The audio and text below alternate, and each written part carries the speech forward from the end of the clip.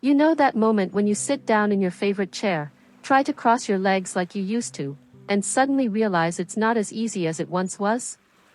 Maybe there's a stiffness in your hips, or your knees just won't cooperate like they used to. It's frustrating, isn't it? That simple movement, something you never even thought about when you were younger, now feels like a challenge.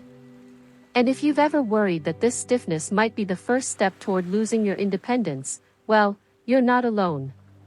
But here's the good news, this doesn't have to be your new normal.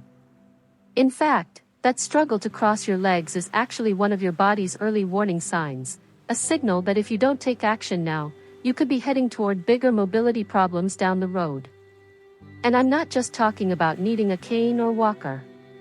For many seniors, that slow loss of flexibility is the first domino that eventually leads to wheelchair dependency. Now, I know that sounds scary. But today, we're going to talk about exactly what's happening in your body, and more importantly, the simple, doable steps you can take right now to stop this decline in its tracks. Because the truth is, your body is designed to move freely, no matter your age. And with the right approach, you can keep that independence for years to come. Hi, I'm Betty and I'm so happy you're joining me today. Before we dive into today's important topic, please take a moment to hit that subscribe button, give this video a thumbs up and comment below telling me where you're watching from. I love connecting with all of you from around the world, so now let's begin. So let's start with why this is happening. If you can't cross your legs comfortably anymore, it's usually because of three key things. First, your hip flexors, those muscles that help lift your legs, are getting tighter. Years of sitting, less movement, and even the natural aging process can shorten these muscles, making it harder to bring your leg up and over. Second, your knee joints might be losing their full range of motion. This isn't always about arthritis, sometimes it's just that the joint isn't being asked to move the way it used to, so it starts to stiffen up. And third, your core strength might not be what it once was. That's right, crossing your legs isn't just about your legs. It's about the muscles in your abdomen and lower back supporting that movement. When those muscles weaken, your whole body compensates, and suddenly, simple movements feel like a workout. But here's what most people get wrong, they assume this is just part of getting older. And that's where the danger lies. Because when you ignore these early signs, those stiff hips and knees can lead to bigger problems, like trouble standing up from a chair, unsteady balance, or even falls. And that's when the risk of wheelchair dependency starts creeping in. So what can you do today to turn this around? Let's start with something simple, the seated leg lift. This isn't just an exercise, it's a way to gently remind your hips and knees how to move freely again. Here's how to do it. Sit tall in a sturdy chair, no slouching. Place your feet flat on the floor. Now, slowly lift one foot just a few inches off the ground, keeping your knee bent, and hold it for 3 seconds. Lower it back down. That's it. No straining, no pushing through pain. Just a smooth, controlled movement. Do this 5 times on each leg, twice a day. Why does this work? Because it's waking up those hip flexors without putting stress on your joints. And over time, this tiny movement can make a big difference in how easily you can move. Now, let's talk about your knees. If you've noticed they're stiff when you try to bend them, there's a simple trick to improve their flexibility, the towel slide. Sit in that same chair with a hand towel under one foot. Keeping light pressure on the towel, slowly slide your foot forward as far as comfortable, then slide it back. This gliding motion helps your knee regain its natural movement without force. Do this for 30 seconds per leg, once a day. And finally, let's not forget about your core. Because here's the truth, if your core is weak, every movement becomes harder. But you don't need crunches or planks, just try this. Every time you stand up from a chair, pause for a second before taking your first step. Feel those stomach muscles engage? That's your core doing its job. By simply being mindful of this, you'll start strengthening those muscles naturally throughout your day. Now, I know this might feel like small stuff. But here's what's incredible: these tiny changes, done consistently, can literally rewire how your body moves. And the best part? You don't need special equipment or hours at the gym. Just a few minutes a day, right at home. Because here's what I want you to remember: your body is capable of more than you think. That stiffness isn't a life sentence, it's just a sign that some parts of you need a little extra attention. And by giving them that attention now, you're not just making it easier to cross your legs, you're protecting your ability to walk, to stand, to live on your terms for years to come. So try these moves today. Pay attention to how your body feels. Next we'll dive even deeper into how to keep this momentum going, because this is just the beginning.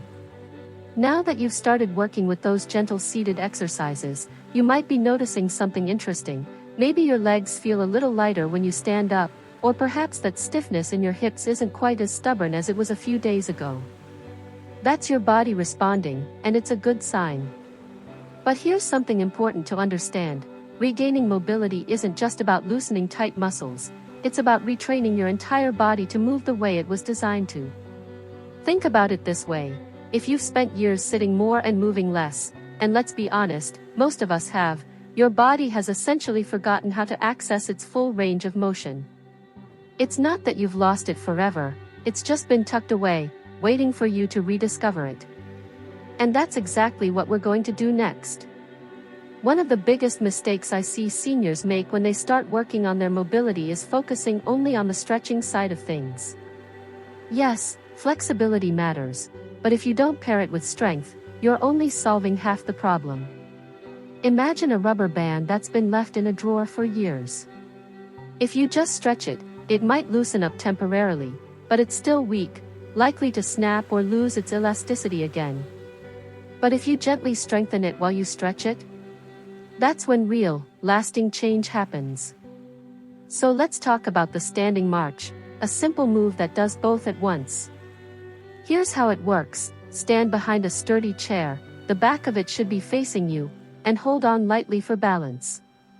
Now, slowly lift one knee just a few inches, like you're marching in place, but small and controlled. The key here is to focus on the quality of the movement, not how high you can lift. Feel your hip flexor engage as you lift, and notice how your core automatically tightens to keep you steady. Lower your foot back down with control. Do this 5 times per leg, and over time, you'll notice your range of motion improving without force. This exercise is powerful because it mimics a movement your body needs for daily life, like stepping up onto a curb or getting out of the car. And every time you do it, you're not just stretching tight muscles, you're strengthening them so they can support you better in real-world situations. Now, let's address something that might be holding you back more than you realize: your feet. If you've been wearing shoes with thick, cushioned soles or relying on slippers around the house, you could be unintentionally weakening the very foundation your body depends on. Your feet contain dozens of muscles and joints that are meant to move and flex, but when they're constantly supported by overly cushioned shoes, those muscles stop doing their job. And weak feet lead to unstable balance, which leads to, you guessed it, more stiffness and fear of movement. Here's a game changer: the toe towel grab. Sit barefoot with a small towel laid flat in front of you. Using only your toes, scrunch the towel toward you, then push it back out. It might feel awkward at first, but that's the point: you're waking up muscles that have been dormant. Do this for 30 seconds per foot daily. Over time, you'll notice your balance improving, and even your knees and hips might feel more stable because your foundation is stronger. And while we're talking about feet, let's address your shoes. If you're serious about maintaining mobility, take a look at what you're walking in. Those thick-soled, overly supportive shoes? They might be doing more harm than good. Opt for flexible, lightweight shoes with a wide toe box. Your feet, and your joints, will thank you. Now, I know what some of you might be thinking: but what if I'm already in pain? What if my joints are too stiff for these movements? Here's the truth: pain doesn't always mean damage. Often, it's just your body's way of saying, hey, I'm not used to this. That's why we're starting so gently, to rebuild trust between your brain and your muscles. But there's one more tool you can use to ease into movement even more comfortably: heat therapy. Before you try any of these exercises, take a warm shower or place a heating pad on your hips or knees for 5 to 10 minutes. Heat increases blood flow to the area, making your muscles and joints more pliable. It's like warming up taffy before stretching it, much easier and safer than pulling on it cold. Remember, the goal here isn't to push through pain or force your body into positions that feel impossible right now. It's about reintroducing movement in a way that feels safe and sustainable. Because here's the beautiful thing about the human body: it adapts.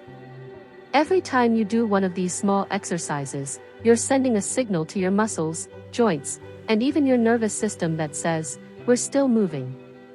We're still capable. And over time, those signals add up to real, tangible change. So keep going. Celebrate the small wins, like noticing it's easier to lift your leg onto the bed or feeling more stable when you stand up. These might seem like tiny victories, but they're proof that your body is responding. By now, you're probably noticing something remarkable happening in your body. Maybe that morning stiffness doesn't last as long as it used to. Perhaps getting out of the car feels just a little smoother. These aren't just random improvements, they're proof that your body is remembering how to move freely again. And this is where we take everything to the next level, because avoiding wheelchair dependency isn't just about exercises, it's about rebuilding your confidence in movement itself. Let me share something profound I've learned from working with thousands of seniors: the fear of falling often does more damage than any actual fall ever could. When we're afraid to move, we move less. When we move less, we become weaker. And weakness leads to exactly what we fear most: losing our independence. It's a vicious cycle, but today, we're going to break it for good. One of the most powerful tools for rebuilding confidence is what I call purposeful practice. This means taking the movements you've been working on and applying them to real-life situations. For example, that seated leg lift you've been doing? Let's use it every time you get in and out of the car. Instead of swinging both legs out together, try this: turn your body first, then place one foot firmly on the ground. Now, use your hands on the door frame or seat for support as you slowly lift and swing the other leg out. This controlled movement not only builds strength exactly where you need it, but it retrains your brain to trust your body again. Now, let's talk about walking, because how you walk matters more than how much you walk.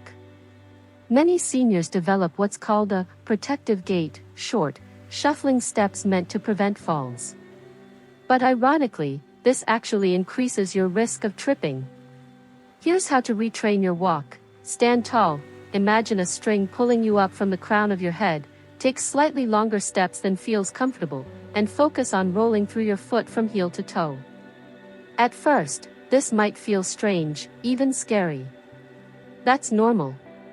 Try it for just 20 to 30 seconds at a time during your regular walks. You're not just building strength, you're reprogramming years of cautious movement patterns. There's another crucial piece of the mobility puzzle that most people ignore: your breathing. Yes, how you breathe affects how you move. Shallow, chest-only breathing keeps your core muscles weak and your body tense. Try this: place one hand on your belly and breathe deeply so your hand rises. Now, as you exhale, gently engage your abdominal muscles as if you're zipping up a tight pair of pants. This breath brace technique strengthens your core with every breath and provides natural stability for movement. Practice it while sitting, standing, and especially when doing your exercises. Now, I want to address the elephant in the room: pain. Some discomfort when starting new movements is normal, but sharp pain isn't. Here's my golden rule: if an exercise causes pain that's more than a 3 out of 10, modify it. Can't do the standing march? Try it seated first. Towel slide too difficult? Use a plastic bag under your foot for less friction. The goal isn't to push through pain, it's to find movements that challenge you without causing distress. Finally, let's talk about consistency. You don't need to spend hours exercising, just 5 to 10 minutes, twice a day can work wonders if you do it regularly. Think of it like brushing your teeth. It's not about one perfect brushing session, but about showing up day after day. Set simple reminders, do your seated exercises after breakfast and dinner, or practice your new walking technique every time you go to the mailbox. Small, consistent efforts add up to massive changes over time. As we wrap up, I want you to remember this: your body was born to move. Every joint, every muscle, every nerve is designed for motion. Yes, aging brings changes, but weakness and stiffness aren't inevitable, they're just signals that your body needs attention. The exercises you've learned here aren't just about crossing your legs again, they're about preserving your ability to get down on the floor with your grandkids, to travel, to dance at weddings, to live life on your terms. So keep going. Celebrate every small victory. And when you have those days where movement feels harder, be gentle with yourself. Progress isn't linear. What matters is that you keep showing up for your body, because it's showing up for you every single day. Now I'd love to hear from you. Which of these strategies made the biggest difference for you? Share your experiences in the comments below. And if you found this helpful, hit that like button and subscribe for more simple, science-backed ways to stay strong and independent at any age. Here's to your mobility, your freedom, and your vibrant life ahead.